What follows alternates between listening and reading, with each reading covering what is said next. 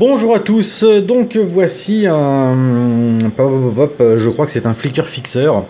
En gros c'est un composant qui vient s'enficher sur le composant vidéo de l'Amiga 1200 Alice et qui permet de ressortir en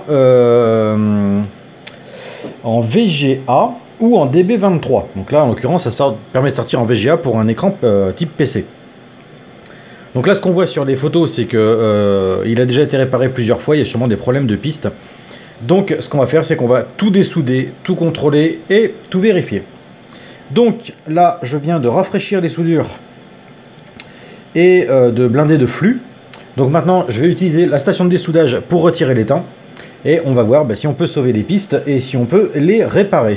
Donc voilà ce qu'on obtient une fois que tout est dessoudé. Voilà, et on voit qu'il manque plein de pastilles et plein de pistes. Donc on va commencer par tout nettoyer et puis tenter de refaire les pistes correctement. Apparemment les prises sont en bon état, donc on va se concentrer pour l'instant sur la PCB. Voilà, donc j'ai passé la PCB avec un papier de verre extrêmement fin, du 2000 à l'eau, pour faire ressortir les pistes.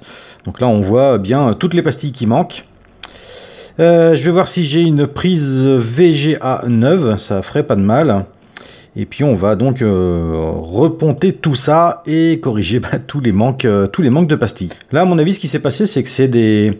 on voit ça souvent par exemple sur les Master System que j'avais fait la dernière fois. C'est-à-dire qu'on a des soudures sèches. Et comme c'est des prises qu'on branche des branches assez régulièrement, et du coup ça crée des micro-fissures dans les soudures. Et des fois ça arrache les pistes. Donc là je pense que c'est ce qui est arrivé. On va y remédier.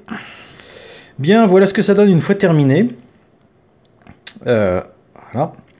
Donc j'ai refait toutes les pistes. Malheureusement, je n'ai pas d'Amiga 1200. Pour tester les deux cartes mères que j'ai, la première est dans ma tour. Et la deuxième, elle est déjà montée avec une indivision dessus qui est fixée. Donc malheureusement, je serai obligé d'attendre que le client la récupère pour me dire si ça fonctionne. Donc ça c'était la première partie de cette vidéo. Maintenant on attaque un Amiga 4000 et ça commencera tout d'abord par sa carte accélératrice, donc une 3640. Donc on a les condensateurs à remplacer. Par contre on voit que pour atteindre les condensateurs qui sont ici, il va falloir retirer le radiateur. Donc là c'est pas très compliqué.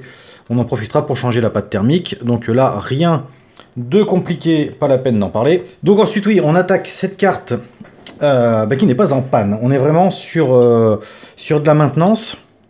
On va bien sûr retirer la pile puisque, alors là c'est quand même une grande chance, la pile avait déjà été remplacée, donc elle n'a pas coulé, mais on va l'enlever pour éviter tout risque à l'avenir.